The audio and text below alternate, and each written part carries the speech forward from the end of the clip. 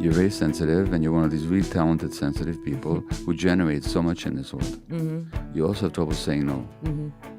You see need everywhere, and you want to meet all those needs. Well, I want to fix it. Yeah. And I believe I have the power to do so, is the fallacy. But yeah, yes. But you have the power to make a difference. Mm. You don't have the power to fix it. It's Maya Bialik's Breakdown. She's gonna break it down for you, because you know she knows a thing or two. So now she's gonna break down. It's a breakdown. She's gonna break it down. Hi, I'm Maya Bialik, and welcome to my Breakdown. This is the place where we break things down so that you don't have to. And we have an exceptional guest today who, in my opinion, has literally helped me break down pretty much everything that I've ever experienced or ever will experience. Dr. Gabor Maté is a highly sought after doctor and specialist. He's sought after for his expertise on a range of topics, including addiction, stress, and childhood development. First, I'd like to introduce you to the person who's highly sought after for his expertise on just about everything else in my life, Jonathan Cohen. Hello, Mayim. You've been talking to me about Dr. Gabor Maté for years, and I poo-pooed it, and I'm publicly apologizing to you for not listening harder, sooner and better.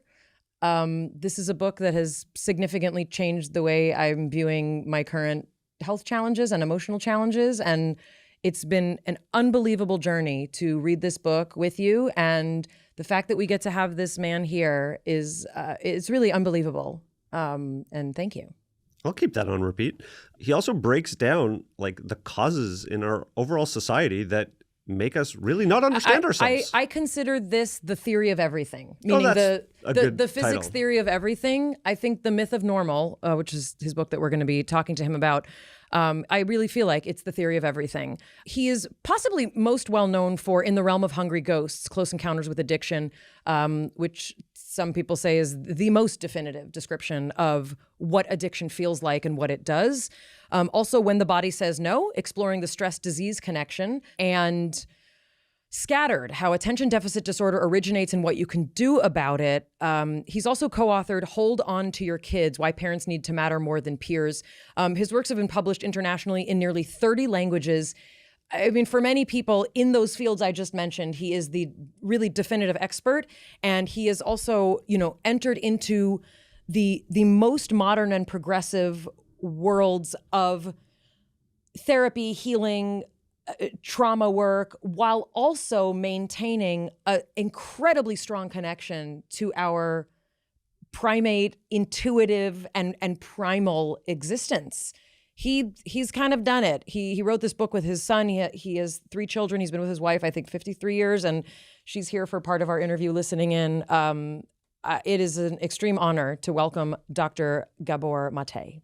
Break it down. It's very exciting to have you here. And as Jonathan was just talking about, you've been doing the rounds, as it were, talking about your most recent book, which is called The Myth of Normal, Trauma, Illness, and Healing in a Toxic Culture. I'm going to hold it up to the camera like I do.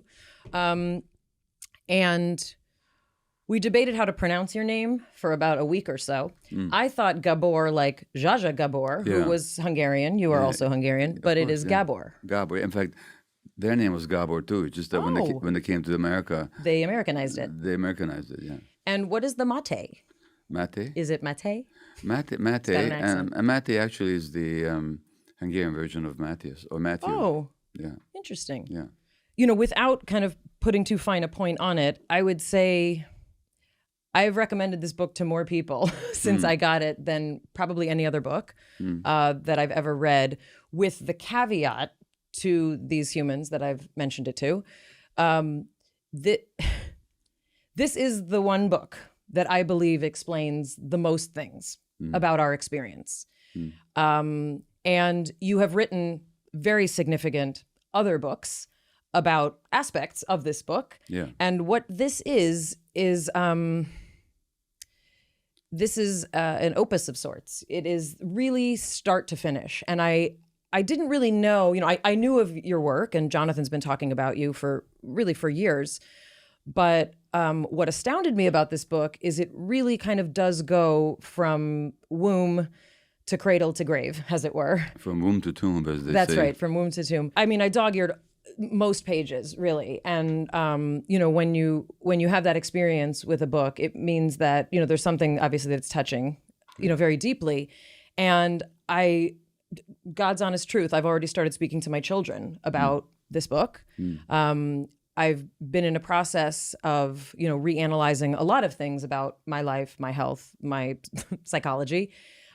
Many of these things, this happened to come at a time when I was able to make changes, not because of the book, but with the support of the book. Some are dietary, some are in conjunction with an autoimmune disease that I've had for, 25 years, which recently has reared its head. And the scope of your experience is incredibly significant. And, almost everything that I would read to Jonathan, because basically I would read sections and then I would take it to him and we would kind of go through it. And he would either say, yeah, or we know this, or that's true, or you've experienced that. Of course, that's right. In fact, I wrote a book on attachment parenting, which contains a lot of the intuitive kind of things that you discuss. And I had my head served to me on a platter, for supporting natural birth and breastfeeding and extended breastfeeding. And By who? The same people that, kind of create the culture that I think, you so well encapsulate. So I'm going to turn this just briefly to Jonathan. I don't know where to start and I don't know where to end with this man, because I both feel that this is the kind of thing we've been trying to get to. The reason we created this podcast was to try and bring aspects of the human experience that trouble us, that we don't always have labels for, or that we have too many labels for. And I feel disingenuous just to say, like, everybody needs to read this book and implement it immediately. But that's what it feels like. That's my visceral, kind of reaction. Well, let me just say, first of all, that, Yes. that before we turn to questions, is that just the emotion and the comprehensive sense with which you describe your reaction to the book, it's just the most profound and best kind of feedback I could ever get. I wanted in this book to help people find a map to themselves, and not just to themselves, but to themselves in the context of the world that we're living in. And I wanted people to be moved and touched by the book, because it's really about us as human beings. So you're giving that back to me in spades, and thank you very much for seeing the book for what I intended it to be. So some people, because I'm head of English to English translation over here, may say, what are they talking about? Right. What is a map to yourself? Yeah. And my most succinct summary of this book to anyone who's out there dealing with, open quote, something in their life, the thing that you think you're dealing with is likely not the thing that you're actually dealing with. Yeah. It's a symptom, not the cause. Yeah. Tell them what I mean. Well, so here's what I think you mean, but maybe... No, we do reflective listening around here. That's great. Yeah. Good start. So Also, you're both Canadian. You speak the same language, so it's... sort of, yeah. Canadian, eh? So, speaking of my own life, if at any time you'd asked me why I was doing what I was doing, I would have given you one answer. But later on, with more experience, reflection, and I would say suffering, I realized that what I thought I was doing wasn't what I was doing at all. So that the levers were pulled by something that I wasn't aware of. And so when I talk about a map to ourselves, I'm talking about a map to the unconscious drives that really motivate so much of our experience, whether we're talking in the realm of politics or the realm of personal relationships, and the experiences that create those childhood or those unconscious dynamics. So largely, and I'm not the first one to say this, it's like we're living in a dream. And at some point we wake up and we realize that we've been dreaming. And this has happened a lot in my relationship, a lot of times in my political life. You wake up and you say, I've been dreaming. What I thought was reality wasn't reality. So if anything, this book is an attempt to give people a map to their reality. You know, I felt this many, many times, you know, especially when you talked about pregnancy and when you talked about labor and when you talked about, you know, that first year in particular of a child's life. Yeah.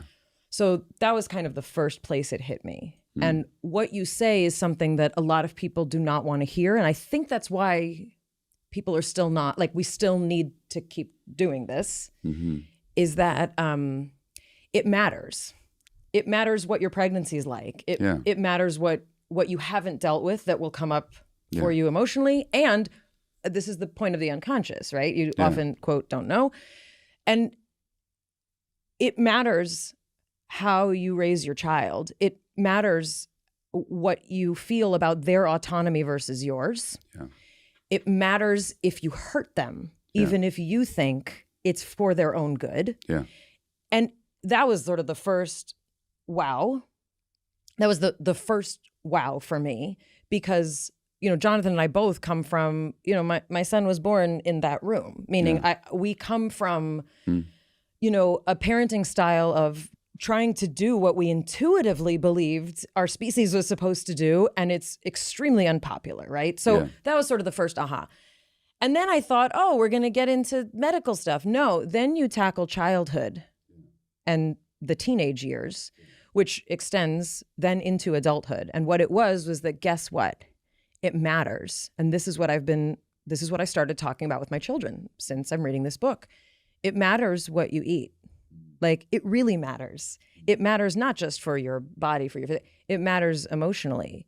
And then it goes to the toxic culture we live in. And a lot of people, I think, already sort of tune out, right?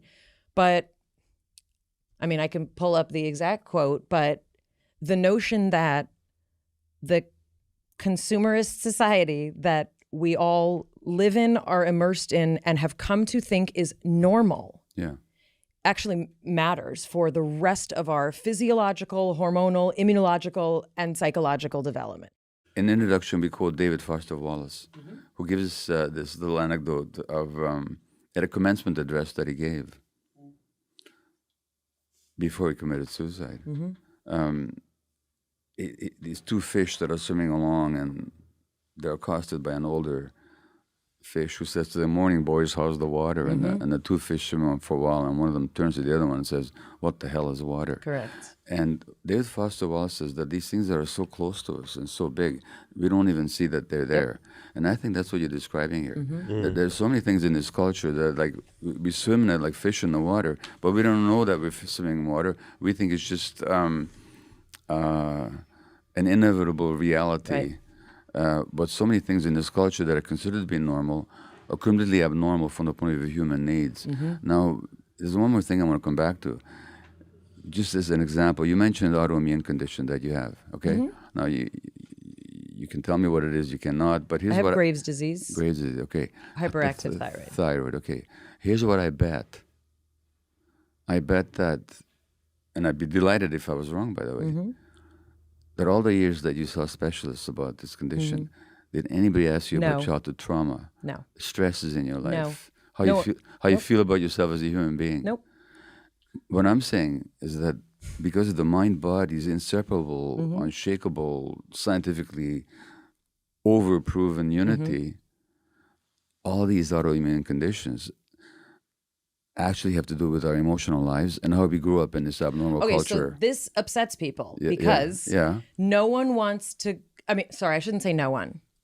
Many people do not want to go there. And one of the most powerful things you talk about, especially as a woman, fibromyalgia, endometriosis, multiple sclerosis, things that we see predominantly, statistically speaking, in women. 70 or 80%. There we go. Yeah. Almost 100% as far as I'm concerned. Yeah. And what you talk about is something that many people don't want to look at. So I know it's difficult to go there, but here's what I would say to people. And I tell what my experience is. Would you rather hear that you got this mysterious so-called idiopathic. We haven't got a freaking clue what causes this condition. There's nothing we can do about it except to try and control the symptoms. Mm-hmm. Or would you rather hear that this disease that you got is not the thing with a life of its own, but actually it's a process that's happening in your body in response to your life, in response to what happened to you as a child, in response to how you treat yourself as an adult. And if you understand all that and gain some agency over it, you can actually gain some regulation over that process. Which message would you rather hear as a human being? I'll be honest with you. Yeah. I would like to hear the latter, but I also know that most people do not have the resources that I would like them to have. And Jonathan hates when I say that, but that is not my experience. Right. Because people's biggest resource is internal. Right. My Embryonics Breakdown is supported by BetterHelp. Unfortunately, life doesn't come with a user manual, but BetterHelp Online Therapy is pretty much the next best thing. BetterHelp has connected over 3 million people with licensed therapists. It's convenient and accessible anywhere, 100% online.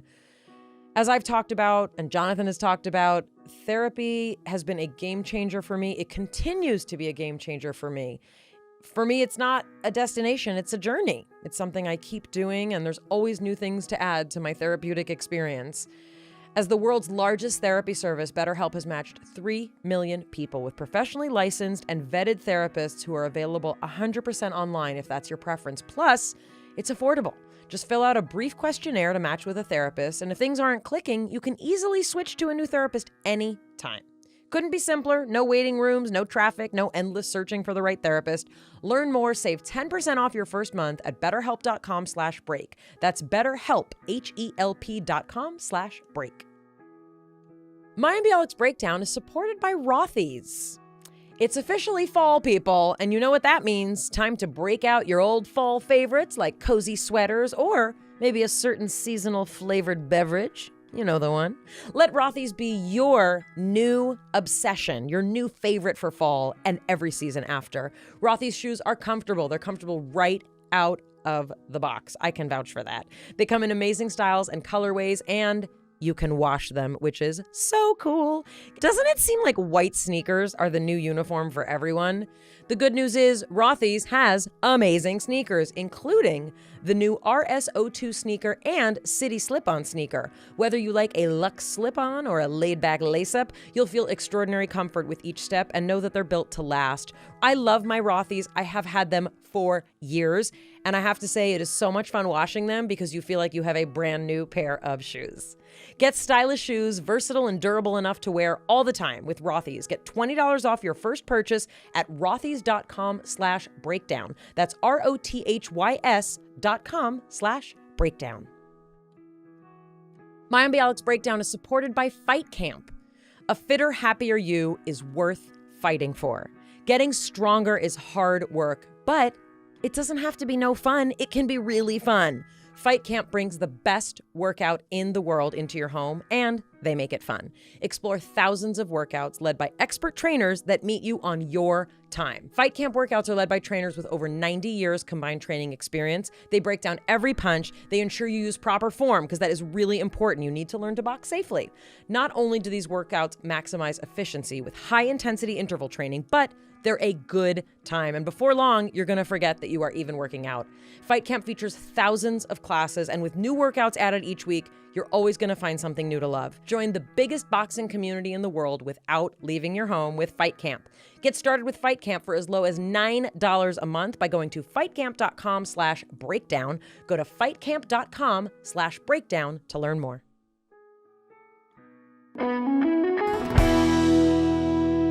I've seen people with all kinds of autoimmune conditions who've taken agency, who've recognized, like you mentioned multiple sclerosis. So this is what's so crazy about it. The first guy who described multiple sclerosis, a French neurologist, Jean-Martin Charcot, in the 19th century, said that this was a stress-caused condition. William Osler, a great Canadian physician, also founding father at Johns Hopkins in Baltimore, he said rheumatoid arthritis was a stress-driven condition. An American surgeon, James Paget, in 1870, talks about breast cancer as related to women's emotional states and particularly depression and so on. These giants of medicine, who are all still revered in medical history, they had no science behind their intuition. They just had their intuition and observation. Since then, in every 3 of those cases, whether it's breast cancer, whether it's multiple sclerosis or rheumatoid arthritis, there's been oodles of scientific research showing the relationship between stress and those conditions. And yet, most people that go to a physician, stress, trauma never comes up. Now, what I have found is that when people understand the connection between what happened to them in childhood, the traumas they endured, the stresses they generate for themselves, how is their body saying no when they don't know how to say no, either in work or in personal life. And actually they learn to set some boundaries for themselves. There's actually a change in the physiological process. Why wouldn't there be, given that mind body are one and inseparable? So I don't find that people are that resistant to this message once they understand it. The real problem is that you can go to physicians trained like me in the Western medical tradition, and despite all the science, you never hear this information. I want to talk about cancer. Yeah. Because I remember the first time I heard someone say that, cancer could be from, anger or repressed this. And I remember this was many, many years ago. And I said, that's the most disgusting thing I've ever heard. How dare you say to someone who is dying and going to leave children and a partner, how dare someone say that? And one of the closest people in my life who passed from cancer was an incredible woman. And she was so loving, and she was a nurse, and she was this like Israeli Sabra. And I thought, how could anyone say that, right? And I'm reading your book, and I realized there is a different message about cancer. Can you explain that? Well, first of all, I'd be just as outraged as you are if somebody went to somebody with cancer, because you got this big, whether they were dying of it, whether they were just dealing with it. Sure. You never say that to anybody. You don't push that information on anybody. However, however, scientifically, it's only true. Like when I worked in palliative care, looking after dying people, or in family practice, I had an advantage over the specialists because as a family physician, because I saw people before they got sick. So I knew who got sick and who didn't. And I knew their family histories. And I knew their multi-generational family histories. Tell us who gets sick. So who gets sick? People who are prone to get chronically ill. And by the way, we have to nail that. We're not talking about causation here. Yep. Okay? Sure. There's multiple causes. So we're talking about a contributing factor, but a reversible one. Right. And if you reverse it, that can have a positive impact on the condition. That's the whole point. Right. Okay, but tell us who gets sick. So who gets sick, there's sort of 4 characteristics. And you tell me if you're Israeli friend. I have all of them. Go ahead. This is not a bingo game. But tell me if you're... Everything's a bingo game. But tell me if you're an Israeli friend, maybe... No, yes. Yeah, okay. Yes. First of all, people prone to get chronically ill are ones who tend to put other people's emotional needs compulsively ahead of their own. Ding, ding, ding. Okay, number 1. Number 2, they tend to be over-identified with duty, role, and responsibility rather than the needs of the self. Ding, ding, ding. Okay. They tend to repress healthy anger. They don't know how to set a clear boundary. I don't even know what anger is. Yeah, healthy anger we're talking about. Right. Okay. Ding, ding, ding. You know about there's throwing unhealthy stuff. anger. I throw things. These are the people. I rage. I don't have anger. You heard the expression "the good die young." Yeah. That's what it means. These Very uplifting. What's the 4th characteristic? These very nice people. I worry about people that are very nice. He knows I can be very mean, but yeah. Yes. Ding, ding, ding. The 4th is this belief that you're responsible for other people feel, and you must never disappoint anybody. It's not a belief; it's a truth. Ding, ding, ding. No, it's not a truth. I know. I was being. You're being. Yeah, sorry. You're being your comedian self. Yeah. Okay. Yeah. No. Yes. So those are the. No. Why do those traits lead to illness? Well, go ahead. We'll let you tell people. It's because, again, as a neuroscientist, and having studied neuroendocrinology or psychoendocrinology, you know that the mind and the body can't be separated. And that healthy no, it's a boundary defense. The role of healthy anger is a boundary defense. In fact, our emotions in general, they have one fundamental function, allowing what is healthy and nourishing and supportive, the love, and keep out what is toxic and dangerous. That's the role of our emotional system. Now, I'll ask you a quick trick question. What is the role of our immune system? It's the same. It's exactly the same. It's to keep out what's toxic and let in what's nourishing. Let in the nutriments, the vitamins, the healthy bacteria in the gut. Keep out, destroy what is... No. In other words, the emotional system and the nervous system, the immune system have exactly the same function. And not only do they have the same function, they're part and parcel of the same apparatus. They're not even separated. Right. So naturally, when people repress themselves emotionally, that's going to have impact on the immune system. How could it be otherwise? I want you to take us back one more step. Yeah. Pretend like we're not talking about me right now, because that's going to get awkward for everyone. Okay. What things in early life lead to those 4 characteristics? Okay. Well, I mean, I read the book, so I know, but I would like you to tell us. No, but fair enough. But you're both parents, okay? I'm looking at the list. It's on page 166 and 167. Go ahead. You're hired. Okay. You guys have both had kids. Have you ever met a one-day-old baby that represses their feelings? No. Okay. In other words, we're born with that capacity. So that between or entry into the world, fully embodied, fully in touch with our gut feelings, fully capable of actually communicating exactly what we're experiencing, not in words, but in gesture and tone and so on. And the time we become adults who repress ourselves, something happens. So what happens is that the child has got these 2 needs, the need to attach and to belong to the parents. In fact, without that need being met, the child can't even survive. This is true for all mammalian infants, but especially so for primates. But especially for humans, because we're the most dependent and the least mature, the most helpless for the longest period of time. So that attachment relationship is not negotiable.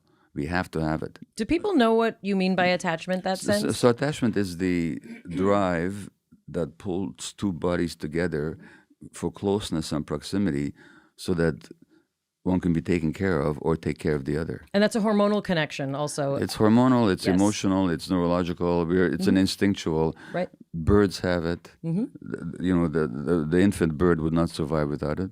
When we say attachment, and you're talking about neurological and biological and emotional, the immune system function of that dependent human being is reliant on that attachment. Exactly, yeah. The healthy development of that organism depends on that attachment. Well, and it's development and maintenance. And both. And I'm a lactation educator counselor, so I speak to women. I just visited a 5-day-old yesterday. Okay. And, the notion that the smell of a mother is different than the smell of a stranger. The voice of a mother, that a mother regulates her body's her body temperature according to the newborn's needs. The sense of smell is one of the first to develop. Yes. And an infant can tell the smell of the breast pad of her mother, distinguish it from other women's within a day or 2. Right. So that's what we talk about when people ask me, like, why do I have to keep holding the baby? Why does the baby want to nurse so much? It's trying to attach to you because it's a primate. It's a so here's the thing. So you asked what happens. What do we tell parents in this culture when we tell them to sleep train their babies? Yep. We tell them not to pick up their kids. That's right. No, you tell a mother baboon not to pick up their kid. She'll tear your face off. Exactly. You're going to find out what mother rage is all about. That's right. So human beings are trained to go against their own instincts. Yes. Human beings are trained to go against their own instincts. That's what, and we're just scratching the surface of what leads to those 4 characteristics. Listen, there was an article in the New York Times 2 weeks ago that there's no such thing as mother instinct. Well, you tell a mother bear that there's no such thing as mother instinct, or a mother cat, or even a mother I mean, bird, I will say my first son was placed in the NICU right after he was born. Yeah. And I felt, and as did, my husband at the time, I felt a surge of emotion I had never felt when they wheeled that child away. Yeah. I mean, I'm grateful I had a vaginal birth and an unmedicated one because I needed to be on my feet as soon as humanly possible to start figuring out when I could get that baby out of that prison. Yeah. But that I also, when my younger son had a seizure from a fever when he was not even a year, I think that he was not even a year, the feelings that came, it was like I was transported to another level of the existence of trying to keep your human alive. I've had mothers who try to sleep in their babies, train their babies on the advice of doctors like me, because I used to advise this myself. They told me they had to stand in a shower. That's right. And put their fingers in their ears. Oh, I know people who go to hotels and leave a husband who does not have hormones of, the woman. They go to hotels and leave the husband at home and see what happens. So here's the thing. Here's the thing with instincts. They have to be evoked by the environment. They don't automatically work. They have to be evoked by the environment. That this environment doesn't not only not evoke parenting instincts, it actually suppresses them. Correct. Because we're told to separate from our kids, giving them timeouts when we don't approve of their behavior. Now that gives the message to the kid. You can be yourself. You can have one of the essential needs of children is their freedom to feel all their emotions. That's an essential developmental need of the child. All their emotions. All their emotions. Fear. Not just the good ones. When people say, is it a good baby? Yes, it's a good baby because sometimes it's mad and sometimes it's happy and sometimes it's sad. And the infant and the young child needs to have the freedom to have all their emotions. That's an essential developmental need. You talk about capital T trauma and lowercase t trauma, which we do here as well. And you use one of my favorite things, one of my favorite examples of people saying, I have PTSD because he didn't show up for dinner. Or, I have PTSD because she dumped me. And it really bothers me also just because, for someone who's studied obsessive compulsive disorder, everyone says they're OCD if they like their shoes straight. And that doesn't, identify that either. I'm laughing because somebody reviewed this book on Amazon in Britain and said it was Marxist psychobabble. And I was traumatized to read it. I said, okay. Well, but you weren't traumatized. Maybe you were upset. Maybe you didn't agree with it. But you were not traumatized. So we use this word trauma a bit too loosely. Correct. I went to this movie and it traumatized me. No, it didn't. You just felt some sorrow. You felt feelings. You had emotions. So tell us, though, besides sort of this systematic denial of emotions from the time we are fully embodied as a small baby. Correct. Yeah. The other things that lead to these personality types are things that many of us also don't talk about. Yeah. They are abuse. They are abuse that leads to trauma. I mean, those things may be difficult to separate, but people really don't want to hear that something that happened to you when you were a child might lead to these personality kind of traits and eventually might lead you to illness. Tell us about some of those other features. Well, I will, but I just push back a little bit again. You say people don't want to hear it. Actually, people do want to hear it. So in the book, I give the example of the comedian Daryl Hammond, who's been on Saturday Night Live a lot. And his documentary, I mean, it's... And you saw his absolutely. Oh, I saw it years ago. Yeah. So Daryl had his first mental health crisis when he was a student at university. And he was given this diagnosis and that diagnosis and this pill and that pill or this combination of pills for decades. Yep. And he saw probably 30 or 40 different psychiatrists. Nobody had ever asked him what had happened to him as a child. And the first time a psychiatrist actually said to him, I don't want to call what you have a disease. You were hurt badly in childhood.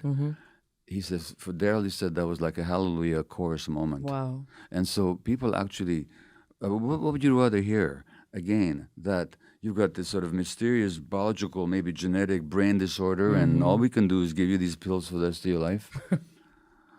Or, as a result of what happened to you, you develop certain emotional and psychological ways of being that we call now disease. But actually, if you learn about how you were traumatized and how to deal with that trauma, you can actually ease those conditions. Like, which message would people rather hear? I'm saying that people would rather hear that second message, that because people would rather have some agency, rather than just be passive recipients of health care. Now, again, I'm not even rejecting the use of medications. I've taken them myself, and they've helped.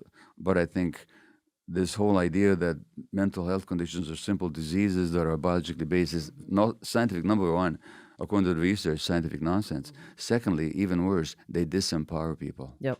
I think people would rather be empowered. My MD Alex Breakdown is supported by Everlywell. How about you take action today for a healthier tomorrow with Everlywell? Their at-home lab tests and vitamins and supplements help you get the knowledge and support you need to become a healthier you. And really, I think that's what we all want. Everlywell is digital healthcare designed just for you at an affordable and transparent price. With over 30 at-home lab tests, you can choose the one that makes the most sense for you to get answers you need. Like, there's a women's health test or a food sensitivity test. It's so simple. Over 1 million people have trusted Everlywell to support their health and wellness goals, and you should too. Jonathan and I both took the food sensitivity test, and it was so easy. It both confirmed things that we already had suspected and gave us new information that we've been able to implement. It was really, really an awesome experience. For listeners of our show, Everlywell is offering a special discount of 20% off an at-home lab test at everlywell.com/break. That's everlywell.com/break for 20% off your next at-home lab test. everlywell.com/break. My MD Alex Breakdown is supported by Factor. With the bustling holiday season just around the corner, it's the perfect time to plan ahead with Factor, a ready-to-eat meal delivery. They shop, prep, cook, and deliver to your door so you can enjoy chef-crafted, dietitian-approved meals during the holidays, minus the hassle. With so many meal plans, you get bored. That's not the case here. There are so many tasty things to choose from. 3-bean vegan chili is always a favorite of mine, and I love anything called Buddha Bowl. I almost always love it. This is no exception. Factor is cheaper than dining out, and their fresh, never frozen meals make it easy to fuel up fast when you're on the go. In addition to ready-to-eat meals, Factor also has cold-pressed juices, smoothies, energy bites, extra protein, veggie sides, and more to keep you energized. Head to go.factor75.com/break60 and use code BREAK60 to get 60% off your first box. I'm going to say that again. The code is BREAK60 at go.factor75.com/break60 to get 60% off your first box. We're speaking about two different fundamental views of our experience as human beings. One is the world is chaos, anything can happen at any time, and there's no control or answers to anything. The other is we are a natural part of a biological system, and we develop patterns based on the past. Exactly. And as Mayim says, it's painful to look at that. So it's true, it is painful. But I think, it's a kind of noble kind of pain, a pain that's what we call growing pains, by the way. Mm-hmm. If you want to grow, that's what I say. Yeah. You have to have some pain, and not that we impose people on pain, but most of mental health conditions and addictions and so on, the pain is already inside, and in fact, it's the attempt not to feel the pain that makes people sick. So we have systematic denial of our emotions.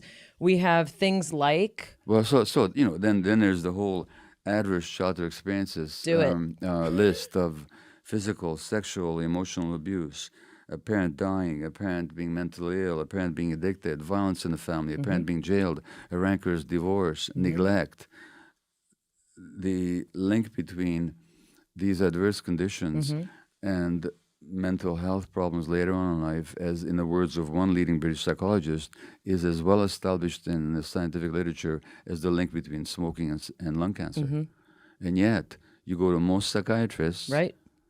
Nobody's going to ask you about that stuff. Go to most Western doctors for with all due respect to the Western profession and all the lives that are saved, because I can already hear the people saying, like, why are you bad? I got a new hip. I love it. Western medicine. Jonathan had to have a hip replacement. I did think it was emotional, and then we looked at the scan and there was no cartilage left. So let's establish our shared respect for the achievements and contributions of Western medicine. We're not talking about that. We're talking about what it misses. Correct. So we're talking about the narrowness of its perspective and its ideology, and that narrowness limits its capacity to heal. And so that's all we're talking about. I mean, Dr. Sarno revolutionized the way we think about back pain. Yeah. I'm also a Sarno person, and I have chronic pain. I'm sure you're not surprised. And so the notion that most people will already feel a lessening of chronic pain when you learn that it's not that it's all in your head, but there may be no physiological basis. It is I describe it as I turn the volume up on everything that happens. It's even more complex than that. There is a physiological basis. Right. Which is what Sarno calls the tension myositis syndrome. Yeah. So there's inflammation. Correct. And there's clenching. Tension. And yes. That's physiological, but that physiology is related to emotions. Exactly. So it's the non-separability. Correct. Of emotions and physiology. That book did. It changed my life. And I grew up with a father whose back was always going out. Yeah. He was always laying flat, and he and I have a very similar personality, very similar. And sure enough, right after my dad died, my back went out, I was flat on my back. And this has happened more than once. And then I was introduced to that book and started therapy in that kind of arena. Great. It's just a party over here. So we talked about those kind of 4 personality traits. Yeah. So, of course, trauma. I mean, here's the thing about trauma. In the book, I talk about V, the former Eve Yes. and her father. That was fascinating. Her father raped her. You know, and she talks about this in her own book. Can she afford to be angry with her father when this is happening? What would happen to her if she got angry? Sure. She'd be hurt badly because the father also physically abused her. Sure. So the child then who's being abused, if they even so much as evince any anger at all, they're putting us in greater danger. So it's the wisdom of the organism that actually that's protective. That's protective, that represses the anger. But that same protection, that same adaptation, later on, there's a price. There'll be a price to be paid later on. So whether it's parents who are following the totally misdirected advice of so-called parenting experts, and there's all these parenting books out there that are touted by the media, they're toxic. So many of them. I tell people don't even read What to Expect when you're expecting. Yeah. Yeah. Well, you and me. You remind me of what Michelle O'Donnell told me. Michelle O'Donnell is I know who Michelle O'Donnell is. Okay.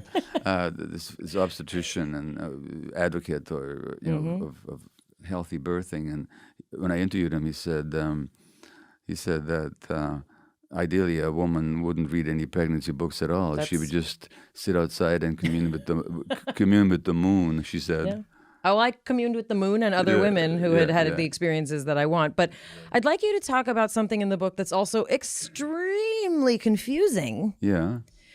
Well-meaning, loving parents who miss the mark can create the environment essentially for a lowercase trauma of its own sort. And I don't want to compare what many people experience as capital T trauma. However, this is something that is so fascinating and disturbing that you can have parents who are loving, connected, present, don't abuse you overtly, don't hate you, and if they are not emotionally available, and I know that's a term that a lot of people are like, what is that? I think we know exactly what it means. If you have parents who are addicted to work or have other addictions, drink to numb out, any of those things, what does that do? So look, I was one of these parents. I don't question most parents' love for their kids. Very few parents don't love their kids. And very few parents don't try and do the best for their kids.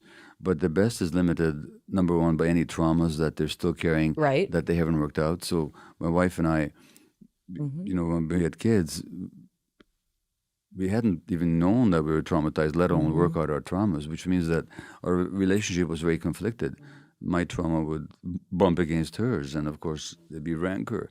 Our son Daniel, with whom my brilliant eldest son Daniel, with whom I wrote this book, he talks in the book about having this nightmare as a child of the floor disappearing from under his feet. What he was talking about is he never knew when the emotional atmosphere in the home would turn very tense, which for a very sensitive child is very threatening. So we loved our kids. We would have done anything for them. But just their own traumas and stresses, they couldn't help but absorbing them. And trauma doesn't necessarily mean something terrible happening. Trauma just means a wound. That's the actual meaning of the word. Kids could be wounded, not by terrible things happening, but just by the insecurities and emotional unavailability of the parents. Furthermore, I was a workaholic doctor. Now, I've talked about this before. Why was I a workaholic doctor? Because the message as a Jewish infant under the Nazis in 1944, the message that I got from the world through the anxieties and terrors of my mother is that I wasn't wanted. Now, if you're not wanted, a wonderful way to deal with it is to try and make yourself important in other people's lives, so now they want you all the time, whatever tools you got. Sure. In my case, that was being a doctor. Right. So I became a workaholic doctor. Workaholism means that I'd rather be on the job than at home, that I'm fully alive and active and kind of activated when I'm working, but I'm rather listless and depressed at home, and the beeper is always going. Now, what message are my kids getting? That they're not wanted. And that's the last message I ever wanted to give them. So it doesn't take abuse. Right. It just takes stressed parents, especially in a society where people have become so isolated. Like parenting was never meant to be an isolated couple in a nuclear family home, you know? I say this all the time. Yeah.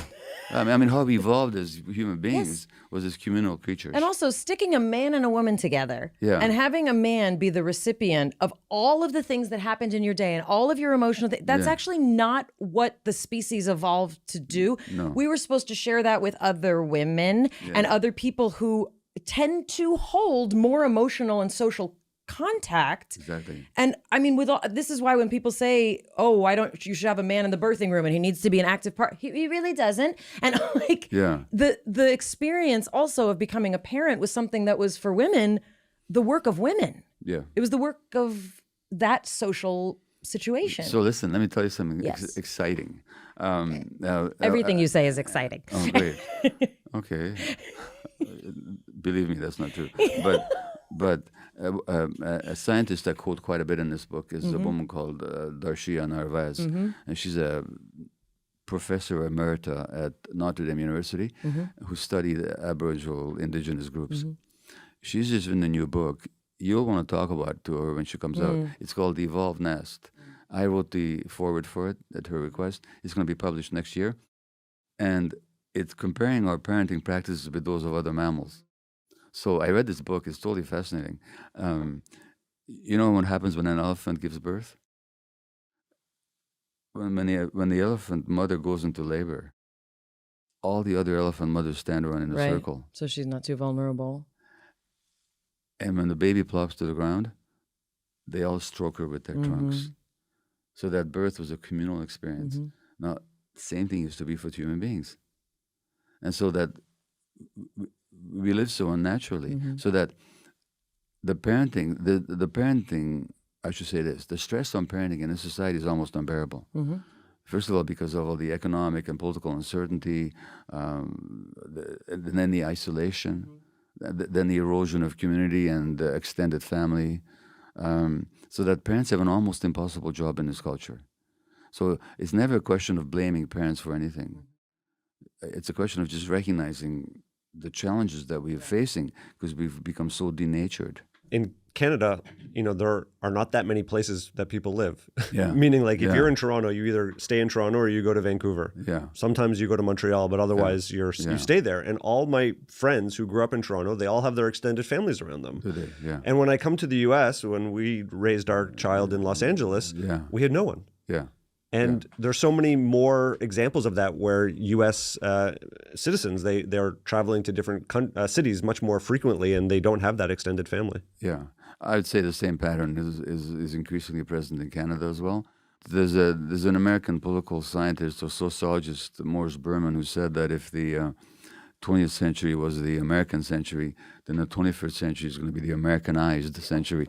And Americanization, the globalization of the corporate capitalist ethic and its consequences has become universal now. When you talk about loving parents who do their best and, who are, attentive and give the children everything they want, there's three things that are pointed out, and you're actually quoting a different study, but the things that can be very disturbing to a child: uncertainty, conflict, lack of control, and lack of information. Well, no, wait, no.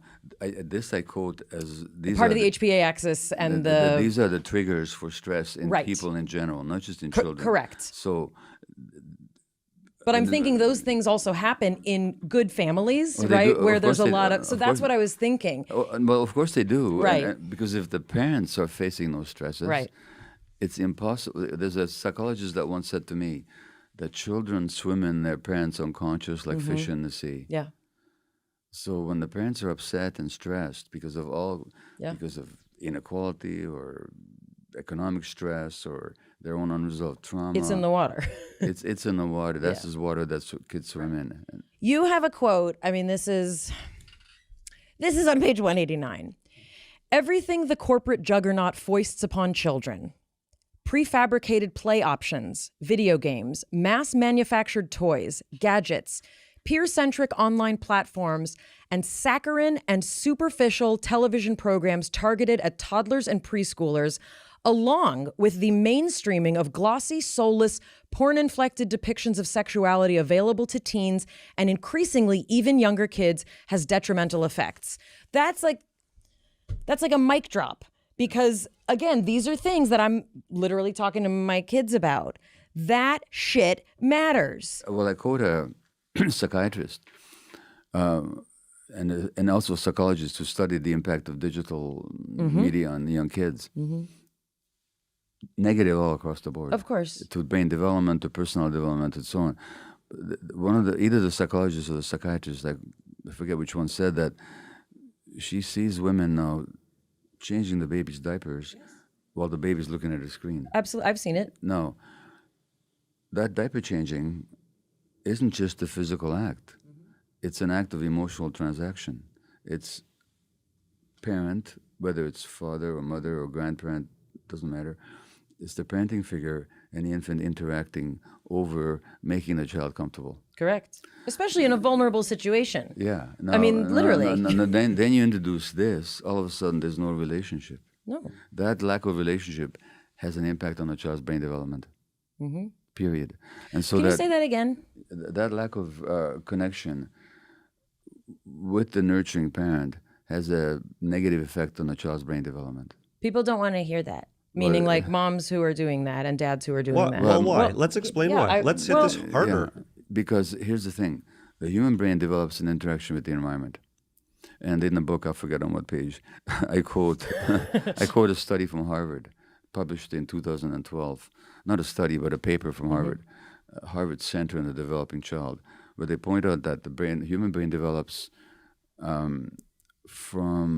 by an ongoing process that begins before birth and continues into adulthood and sets all the conditions for healthy learning and behavior that follow, all the conditions. And in the second sentence, they say that the most important quality that affects the circuitry of the child's brain, I'm talking about the neurotransmitters, the biochemistry, is the quality of parent-child relationships, especially in the early years.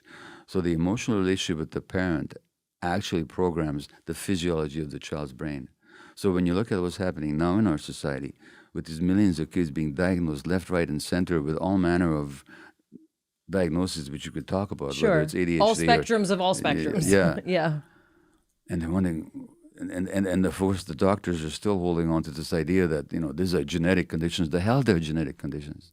You don't see genetics change that quickly. Genes don't change in 30 years, or 20 years, or, what's actually going on is that the loss of that attuned, non-stressed relationship with the adults is affecting the healthy development of the child's brain. And no wonder you're seeing more kids with depression, anxiety, ADHD, and so on. And then you introduce this thing into the mix, which actually has been in studies shown to interfere with the development of healthy brain circuits. Then you got what you got. And then there's all this haranguing going on. Right. What's going on with our kids? And the New York Times and the New Yorker both have had articles in the past 6 months about the alarming rise in childhood suicides. And it's unexplainable. It's not unexplainable, people. It's because of the despair of children at having lost those healthy, essential relationships because of the toxicity of this culture. I want to repeat this because a lot of people listen to audio and they're doing other things and they're not multitasking. They're multitasking. I'm guilty of this. I listen all the time. And if you're listening right now, this is probably one of the most important messages that we have had in over 100 episodes. What you said, as I heard it, was the neurocircuitry and biochemistry of a growing child's brain is reliant on a safe, present, attuned attachment. And non-stressed. And non-stressed. Yeah. And I want us to talk about what attuned means, because I think that is a whole concept that people don't really understand. And I'm pulling this apart on purpose because I think it's absolutely essential that people begin to at least understand the concepts. Yeah. Well, attune means that the one person gets the emotional space of the other and communicates that I get it. No, you mean understands? Understands and gets it. No, we do this automatically. Like, until we don't. But if you ever sit on an airplane with a baby, when the baby starts crying, almost everybody goes, "Oh," that sort of pulling of the face and that sort of empathetic noise that we make. That's attunement. We're saying, "Oh, kid, you're having a hard time." I usually say, "Can someone put a breast in that baby's mouth?" Well, that'd be a good advice. But our emotional response to the child is to share the child's emotional space. Yes. That's what attunement means. Is it empathy? Empathy is a part of it. Okay. But it's also the capacity to get what's happening for the other person. Now, why am I having a trouble with this? Is it being able to reflect it or share it and understand it? It's getting it and reflecting it. And not shutting down not in shutting the face it down. of it. Right, not putting a binky in it, which is what we do. Instead of like, what's the need? That's essential. And when people are stressed, they can't be as attuned to each other. Like as a couple, like you would know this. When one of you is stressed, it's hard for that stressed person to be plugged into the other person, but too caught up with their own anxiety. We have no idea what you're talking about. You wouldn't, I do. For example, depressed mothers can't attune with their kids. Right. Not that they don't love the child, not that they're not desperately devoted to the child. Their brains just can't do it. Right. And what happens in the child's brain when it's trying to attune to this unavailable source? You can look at electroencephalograms at 6 months of age. This has been done. That's his favorite hobby, is looking at electroencephalograms of 6-month-old infants. The kids of 6 months of age, and this has been done, comparing the EEG, of infants 6 months of age, of mothers who are depressed and those who are not, and you can tell from the EEG of the child whose mother is depressed and who isn't. In other words, the child's brain circuitry is programmed by the mother's emotional states. Also, we've seen, animal studies have shown this, even before we could look at this in humans. We're not that different. I always say this, we're not that different from other animals, especially mammals. You can see this you can see it in rats. You can see it. You see it in all systems, right? And we think we're the exception because we build buildings and we, create God and we, do all these other things. Well, when you were studying neuroscience, did you ever run across the work of Jaak Panksepp? I don't think so. Panksepp, because he said exactly what you just said. He pointed out, and I quote him in the book. Yes, I remember. He pointed out that we share emotional brain systems with all mammals. Yep. So we have circuitry for anger and circuitry for love and for grief and panic and for fear and survival. For lust and for play and for seeking. Right. And we seek and we share these. Now this circuitry is there, but it depends on the environment to evoke their activity. Right. When the environment is unnatural, in fact contra-natural, as it is in us culture, then those circuits don't get expressed. Humans are everywhere with tremendous potential. Yeah. It's when you place people in an environment where they cannot thrive and there are no resources for them to thrive that you see. And also, in your documentary, incredibly powerful to see the work being done in prisons. Yeah, yeah. It was very moving. There's a circle of men in a prison, and what is the woman's name who does this unbelievable work? Fritzi Horstman. Yes, and she stands in the middle and she's got a microphone, and I was thinking, why is she shouting so loud? It's so that everyone in this ginormous circle could hear. And she said, if you grew up in a situation where you were hit, where you were beaten, where you were spanked, take a step into the circle, and everybody steps forward. And she keeps asking all these questions. If there was, if there was not a parent, if you did not believe you were loved, just the numerous systems that have bought into the toxic culture and that are part of it is like a continuing problem that is honestly very overwhelming. And I see why people drink to forget what's going on in the world. Well, when you look at when you look at the prison system, most people there are highly traumatized people. Yep. And so what we're fundamentally doing in this society is creating conditions that traumatize people.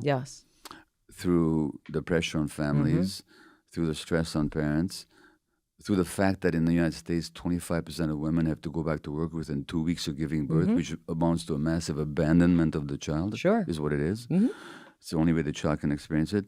Through then, not to mention racism Yes. and inequality and so on. And then, so we traumatize people. People then act out their traumas. And all we do then is we lock them up and throw away the key, and we punish them for their trauma rather than using, if we have to isolate people from society because there might be dangers, rehabilitate them. You do the work that's necessary. And those, whether programs in prisons, whether Fitzy's program, there's another program called the EPP, Enneagram Prison Project.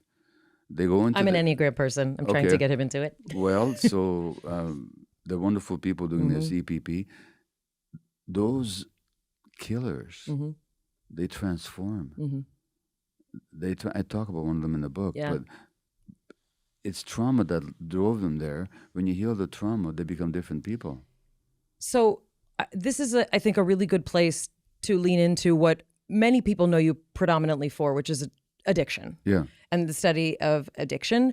A very close friend of mine expressed that she has never heard her own addiction understood more than the way you describe.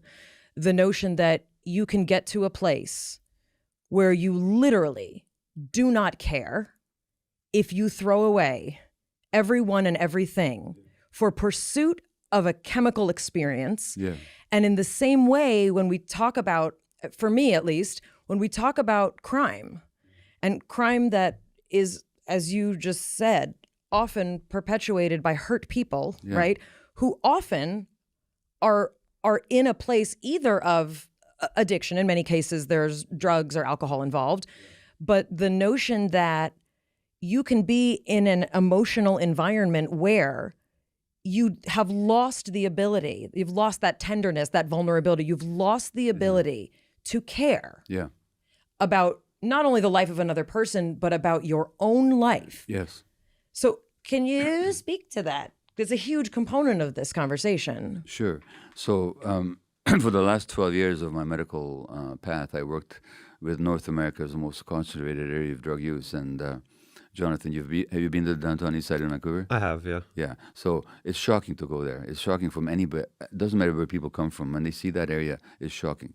So there's thousands of people within a few square block radius injecting and inhaling and ingesting drugs of all kinds. And these are people living with HIV, often hepatitis C, poverty, multiple jailings, and so on. You worked in this population for 12 years. I was working with them for 12 years, yeah. In fact, I was the physician at what was at that time North America's first supervised injection site. Right. Where people could bring their drugs and inject under safer conditions using sterile water and clean needles and all that. Which the Americans, by the way, tried to force the Canadian government to shut down, but thank God that didn't happen. Well, it's good we have a Puritan nation to keep you all in order. Yeah. So anyway, I was there for 12 years, and so in those 12 years, I had not a single female patient who had not been sexually abused as a child. Say that again. I didn't have a single female patient, hundreds of them, in 12 years who had not been sexually abused, and all the men had been severely abused, some of them sexually, some of them in other ways. Now, fair enough, that was my observation. Then you have the large-scale studies that we've already referred to, the adverse childhood experiences studies that show the same thing. And also, this is highly underreported, especially for men to report sexual abuse. Yeah. Highly underreported. So we have to also take all of these statistics with a grain of salt. Yeah. There's so many people also in denial, But repression. fair enough. Yes. Nevertheless, the studies still show that more of those experiences that you have, the greater your risk of addiction later on in life. By the way, also the greater the risk of autoimmune disease and mental health conditions and so on. But specifically addictions. So that by the time a male child has had 6 of these, sexual, physical, emotional abuse, etc., his risk of becoming an injection-using drug addict is 4,600% greater than that of somebody else. 46-fold increase. Now, why? 2 reasons. First of all, as we said, the brain develops under the impact of the environment, and the condition and the circuits in the brain that are prone for addiction get affected by that early trauma. Number one. Number two, when I ask people not what's wrong with their addiction, but what's right about it. So if you guys have addictions, I'm not going to ask you what or when. We've talked about it. But no, but I've had behavior addictions. I've never had a substance one. But I'm not going to ask you what your addictions was. I'm just going to ask you one simple question. If you guys are both willing to answer it, what was wrong with it? What was right about it? What did it give you temporarily? It makes you feel alive. It makes you feel alive. Good. And it feels It numb. Like you don't have to care. Okay. Yeah. Now, who needs to be numbed? Me? No, but who? What kind of person? Oh, a person who's in pain. In pain. And who? Now, here's the thing. Something happened to you. So the addiction wasn't your problem. Your addiction was your attempt to solve the problem. It's the symptom, right? Yeah, well, it's not just a symptom. It is a symptom, yes, but it's also an attempt to solve a problem. Correct. The problem of pain, Well, or the problem of not being alive. So the question then is, my mantra here is not why the addiction, but why the pain. Why didn't you feel alive? Because something happened to you that cut you off from yourself. And that's trauma we're talking about. Something happened to you that gave you a lot of pain that you needed to numb. That's trauma. So that's the essence of addiction is trauma. The addiction is not the primary problem. It's not genetic. It's not genetic. The whole idea of addiction being genetic, which is still the mantra. Well, and right. It's just scientific nonsense. This is also one of the things people ask me a lot because I'm a science person. Is this genetic? Is that genetic? Is anxiety genetic? And here's what I say. We will never find a gene for name a personality thing you don't like about yourself. Name a diagnosis that you've been given. But what we do inherit is coping mechanisms. We inherit an environment. We inherit a whole world that we live in with whatever skills our possibly loving but likely traumatized themselves parents have given us. There's a group of genes that the more of them you have, the more prone you might be to be addicted or to have a mental health condition. At the same time, you can have those same genes and have no condition whatsoever, Absolutely. depending on what the environment does. So what are these genes then? In fact, you can have a gene that this has been done, genes that under certain circumstances make you more violent, Yes. under other circumstances make you less violent. Yep. So what do you think the gene is for? The gene is for sensitivity. Yeah. Which is just The what next thing I was going to ask you about. Yeah, which is just what you're talking about. Yes. Our capacity to be affected by the environment, and the more sensitive you are, sincere is from the Latin word, sincere, to feel. The more sensitive you are, the more you feel. The more pain you feel, the more you have to run away from the pain, the more likely to be addicted. So the only thing that's... Can you say that again? Well, the more pain you have, the more likely you want to escape from the pain by numbing yourself. And the more sensitive you are, the more pain you're going to feel. Yeah, also, the more creative you're going to be. Yeah.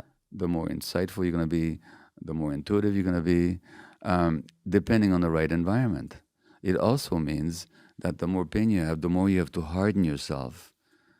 By the way, this is where hardened the criminal comes from. They harden themselves because of the trauma. It's also biblical. Pharaoh hardens his heart. Pharaoh hardens his heart, and then you don't feel, then you have no empathy, and you become ruthless. So that sensitivity can lead you to all kinds of different outcomes depending on what happens in the environment. Well, and this is something also that, and this is in Dr. Sarno's work, there's some large-scale study where, they took a large variety of patients who all had a diagnosis of herniated disc, but they didn't all feel pain. That's right. And they had almost identical scans, whereas if you were to show it to someone, a classical Western surgeon, gotta operate, my dad had 3 vertebrae fused, And what that says is that there are certain people for whom they're going to experience their body differently, their environment.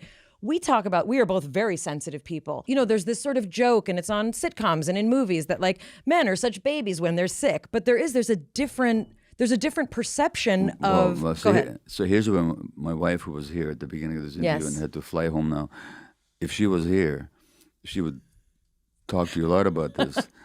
Men become babies. Now that's a natural dynamic, and that speaks to why more women develop autoimmune disease. Because they're more worried about how their husband's going to react when they get cancer than when they get it. And when I read that, I said, "That's me. Yeah, that's me. That's my mom. It's my grandmother." So the more stress you absorb, and in this patriarchal culture, women are acculturated to absorb the stresses of their men. Yes. Now, there was an article in the New York Times during COVID times, just a couple of years ago, called Society's Shock Absorbers. And it was about how women take on the stress of their families and their men or on COVID, and when they can't alleviate the stress, they feel guilty. So let's look at an interesting medical statistic. In the 1930s, the gender ratio of multiple sclerosis was about 1-to-1. In Canada, it was. You know what it is now? It's 3.5 women to every man. Now, why should that be the case? Genes, it's not genetic. It's not genetic. You know, it's not the climate or the diet. Sure. Because that hasn't changed. I mean, diet doesn't help, but yes. No, but that in terms of inflammation and things like that. I'm talking about the gender ratio. Got it. It hasn't. The diet hasn't changed more for one gender than the other. What has changed is that women in this culture used to have the job of being the stress absorbers, the shock absorbers. They still have that role. Then they've taken on an economic role, sometimes because of the choice to express themselves in the workplace. Yes. Beautiful. And sometimes because of economic necessity. But nobody has taken away from them the responsibility of emotional caregiving. Well, and the notion then that you hire someone who has to leave their children That's right. to raise your children, I'm sorry, I have a really hard time with it. Yeah. I have a really, and it's very confusing to me. So that what's happened is that women have now taken extra stress on in a more isolated society where there's less support. No wonder there's multiple sclerosis amongst them. No wonder there's more divorce, honestly, because you come home and you just have a pile of work, and forgive me, a husband that often needs to be taken care of. And my wife could tell you that, because in our marriage there's been a real dynamic that she absorbs my stresses. Yeah. She's the one that takes the antidepressant. Yeah. Or deals with the anxiety. Yeah. She's the one that has to take care of everything, including this hubby. Yeah. You know. Yeah. And in our marriage. And also have her own life and identity, because that's also important. So our marriage has been, let me tell you, like a 53-year process of women's liberation, because she said to really liberate herself from the gender or the culturally determined gender role that she was programmed to take on as a child. Yeah. And this choice between authenticity and attachment, quite honestly, we quite agree retrospectively that had she been able to be more herself, had trusted herself, she would have left me at a certain point. You know, many women say that if I was healthier, I would have left, and that would have been good for our kids. Yeah. Oh. And for her, and for me. What does that feel like for you to say that? It's just the truth. But what does it feel like? I've dealt with the remorse already. I've had a lot of remorse over that. But again, you know, I was the way I was unconsciously. Yeah, you know? right. But you both did the best that you could, as it were. But the point is, it's women in this culture who have to suppress their authenticity even more than men do, and that's why they have more autoimmune disease. That's why they are more prone to non-smoking related cancers. That's why they have much more depression and anxiety.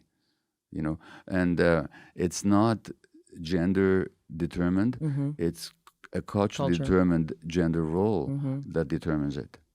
We're talking about these systemic problems, but as soon as we start to recognize that we are in the water, to go back to the beginning of this, then we do have the opportunity to start noticing and to start on a path of healing, which means that we move away from a reactive cycle. And we get to have some agency. But what is it practically? This is something we were fighting about, not fighting about, but this is something we were talking about, because, you know, this is very digestible. I think everyone can and should read this. I mean, I literally said to my almost 17-year-old, we have a book club now, and I am assigning him this after Letters to a Young Poet by Rilke. So, really? So I said, this is completely digestible. But the question is that I'm interested in, what is next for people? So you read this book, you get maybe you'll get relief. There's a tremendous sense of relief and even reduction in some of the pain that you're experiencing. But what do you practically do? You're me. Well, not me. You're someone else. Okay, well, look. And you wake up and you're like, oh my gosh, everything mattered. Everything they did. I love my parents, but does it mean you go into therapy? You start digging, you start meditating, you take ayahuasca, which your work on ayahuasca is also fascinating. And we don't have time to get all up into it, but next time. Next time. What do you do? Okay, look. So let me be specific. Okay. You mentioned your workaholism. Okay. Yes. So there's a chapter there on that, if you haven't noticed. She skipped that one. I did. This exercise, where in your life do you have trouble saying no? Yes. So it sounds like Name an area. Well, it sounds like work is an area that you have trouble saying Yeah. no in. Well, okay. yeah. Okay. Also everywhere. Okay. Yeah, but let's stay with that one, if that's okay with you. Sure. Okay. So work, you have trouble saying no, and so you are very busy. You're tremendously creative. You're very sensitive, and you're one of these really talented, sensitive people who generate so much in this world. You also have trouble saying no. You see need everywhere, and you want to meet all those needs. Well, I want to fix it. Yeah. And I believe I have the power to do so, is the fallacy. But yeah, yes. But you have the power to make a difference. You don't have the power to fix it. Okay? Just as all of us do.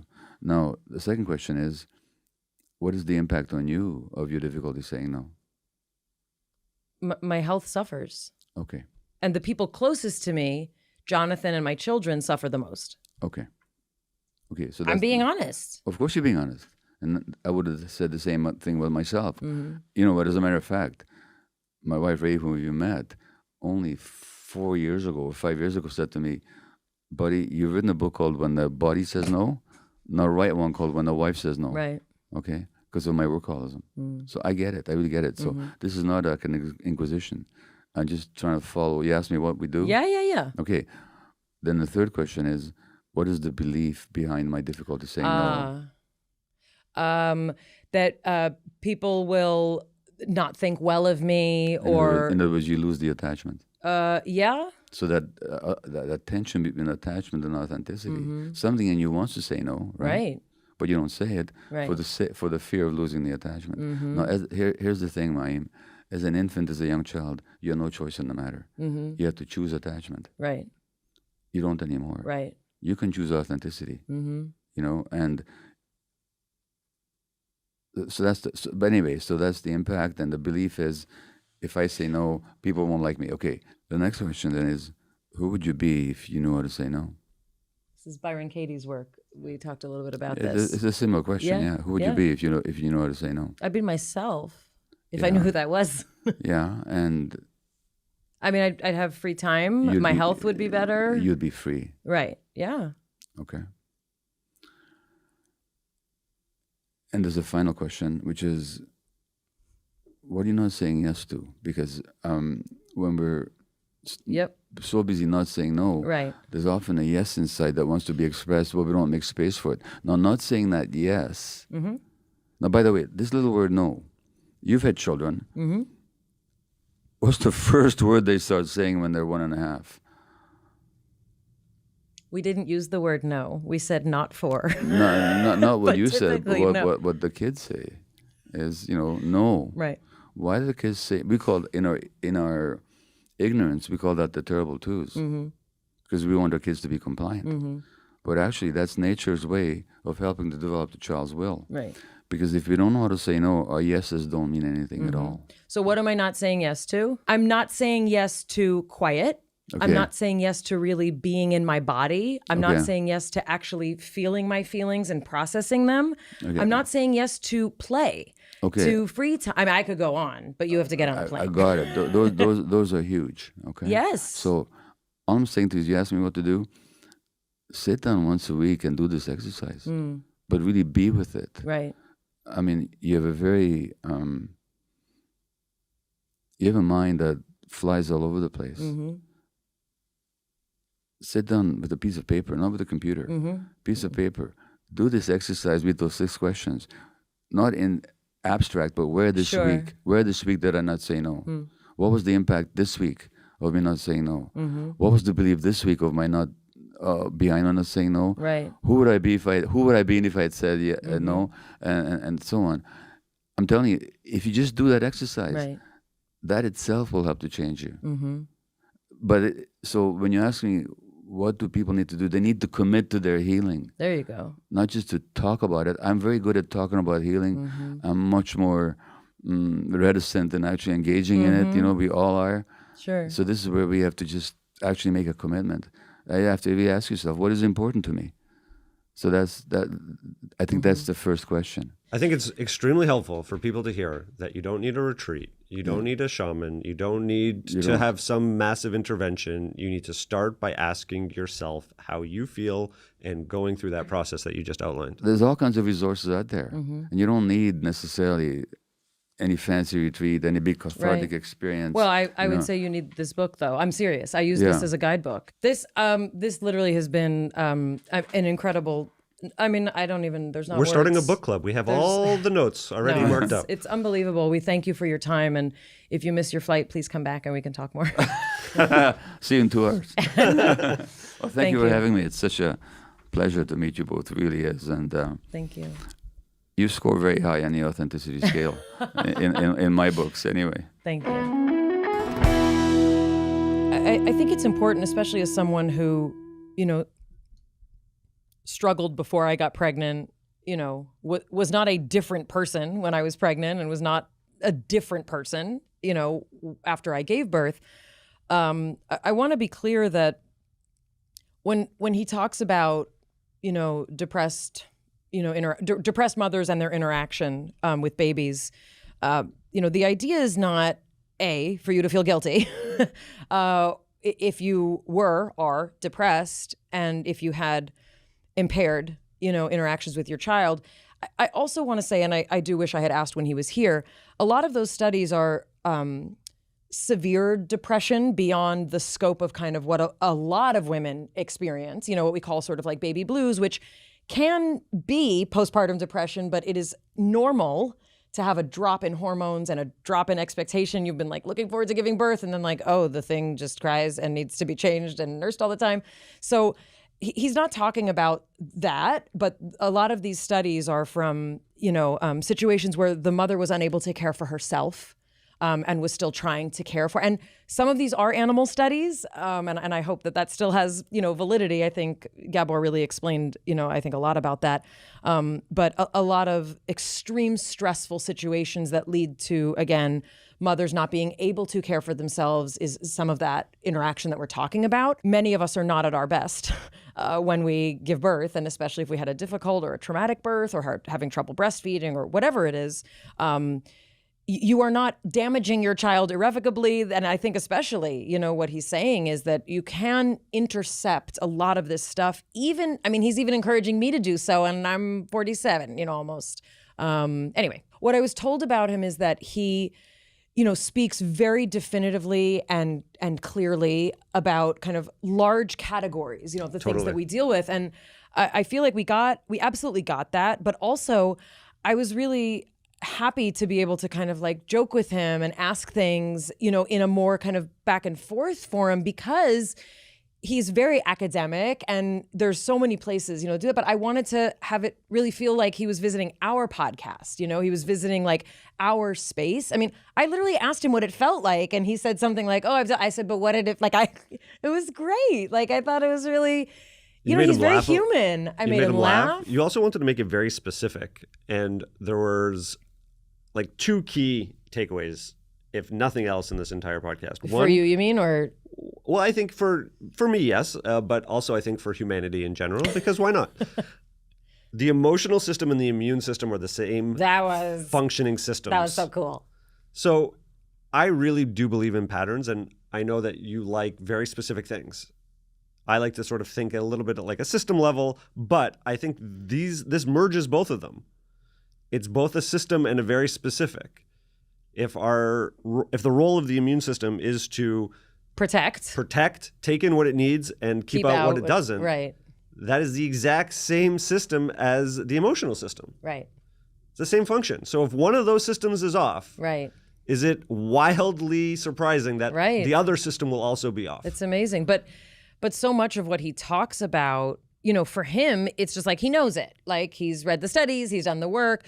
But for a lot of people, when he says like, well, mind and body are one, a lot of people are still like, well, like that's something you say in a yoga class. It's something that like you hear on one of your meditation apps, right? It's something you put on a t-shirt or a tote bag. This is exactly why that information about the immune system and the emotional system being the same, to me, that's like, oh, the mind and body are the same. Right. Here is the scientific explanation of what that is. And we had a little bit with Joe. He tried to do that also with us when we had that interview. Joe Dispenza? Yeah. And he tried to explain that.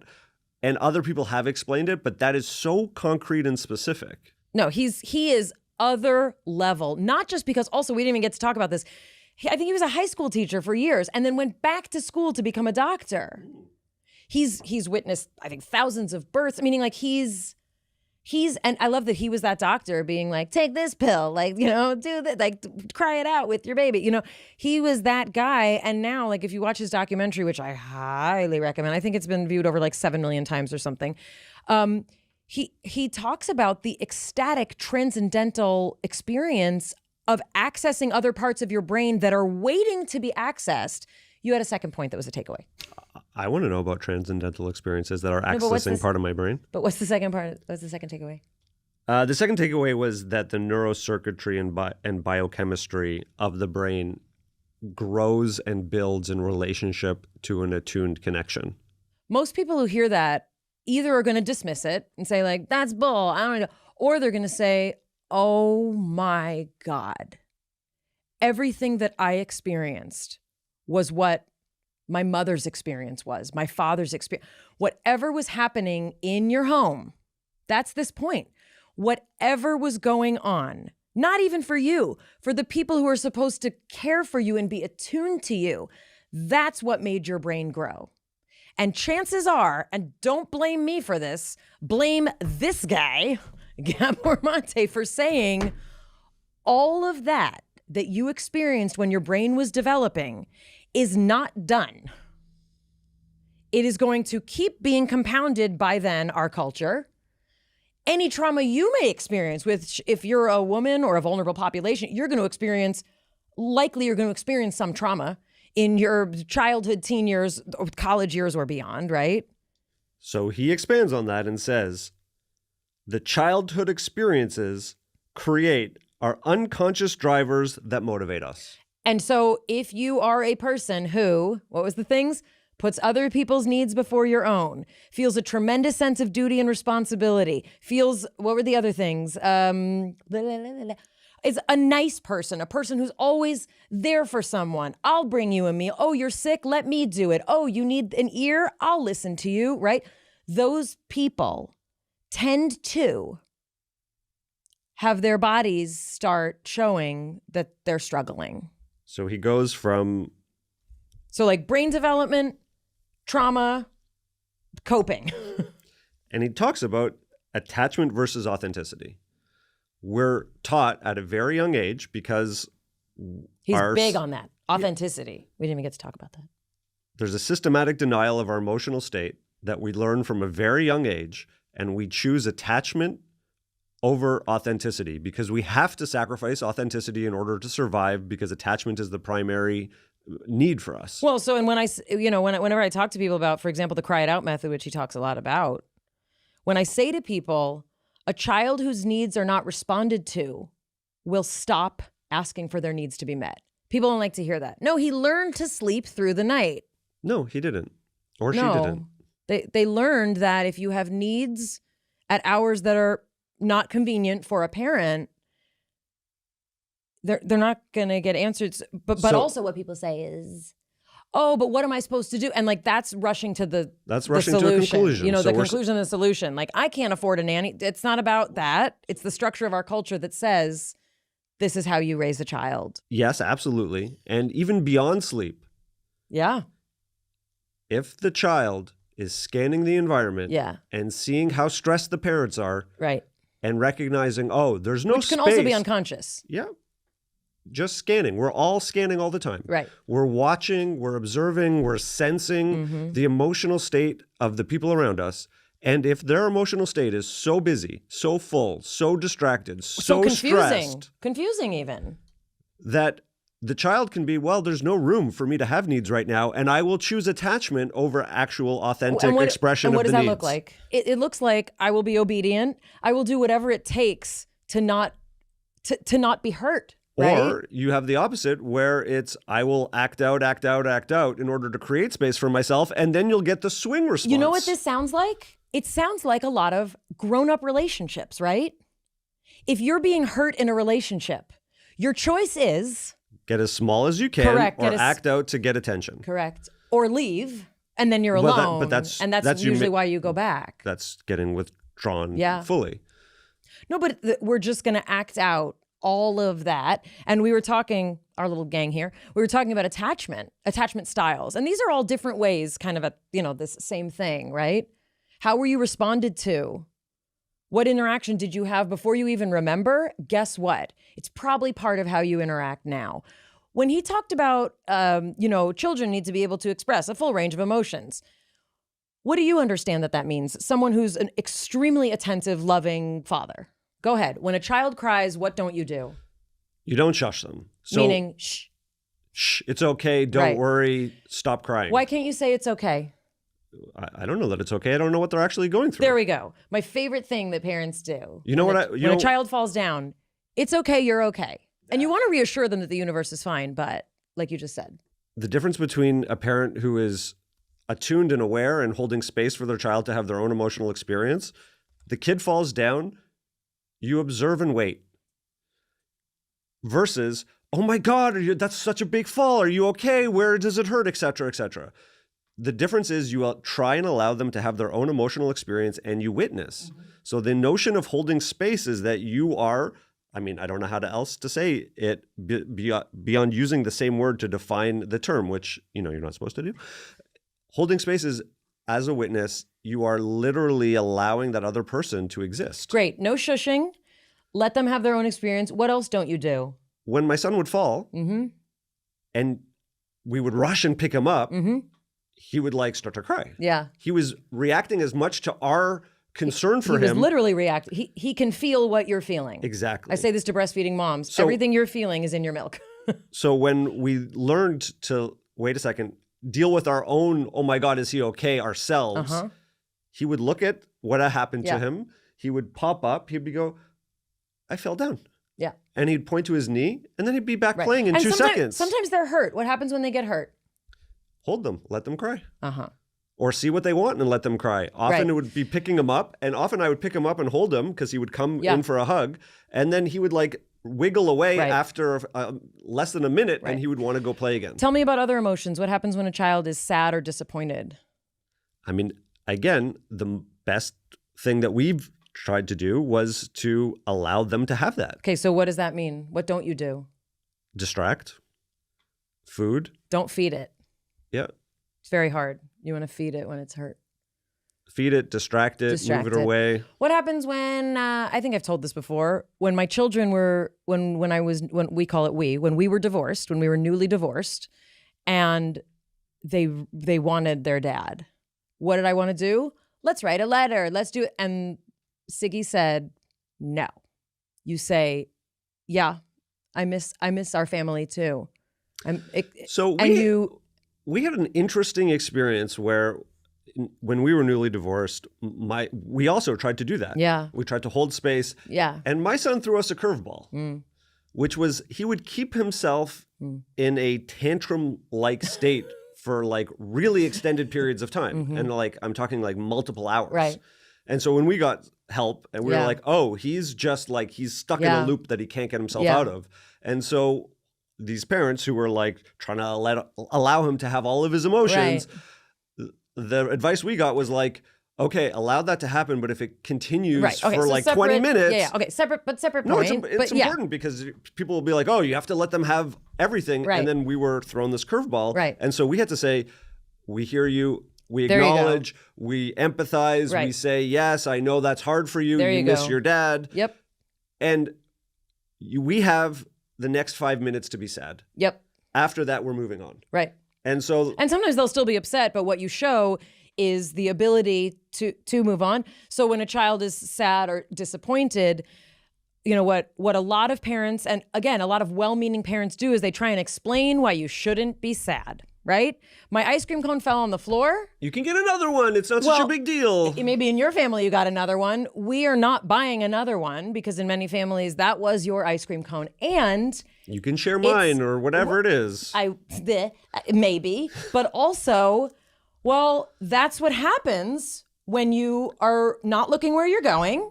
And that's not helpful. Right. Well, and again, a lot of parents do that well-meaning, I'm teaching consequences, right? But what a child wants to hear is, oh, your ice cream cone fell on the floor, and that really is a major bummer. That's right. And sometimes you can get a new ice cream cone and sometimes you can't. But the notion is that's, and I'm not trying to say that like Jonathan and I did it right and our kids are perfect. But what this man, who is far wiser than we are, what Gabor is trying to say is that the things that we've been told are the normal ways to go about not just parenting, everything. It's actually not normal. And as an adult, if you've ever been in a relationship where someone effectively shushed you, you know what that feels like. It doesn't feel good. I just raised my eyebrow. If you've been in a relationship where someone has said, I told you so, it feels the same as when you're a child and someone says that. And I was talking to somebody the other day and I was like, we're just children who are bigger.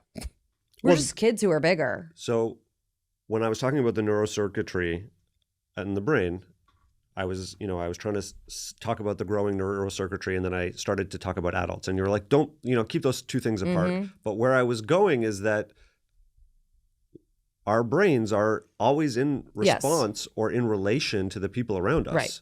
And so, again, if there's an openness, if there's an attunement with someone else and they have availability emotionally, if they have availability with attention, then our brains are going to fire differently in relationship with them. Absolutely. And also, what he would say is it was programmed long before. I say to you, I didn't make you this way. I found you like this. Like, that's true. We find people exactly where they are. We may trigger things in them, that they hadn't had triggered in a minute, but that's there. I mean, it's there, and then the environment and the other things we do around it, can make it sprout up or not.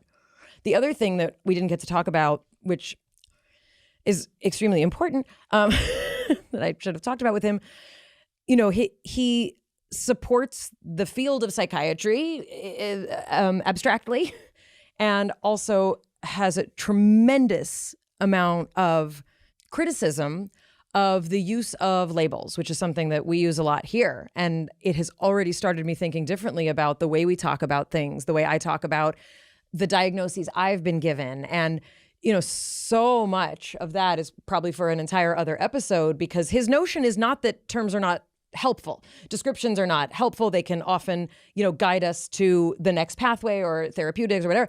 But this idea that once you slap a label on it, you get put into a box that does not take into account all of the things happening, outside of that box and what happened before boxes even were invented.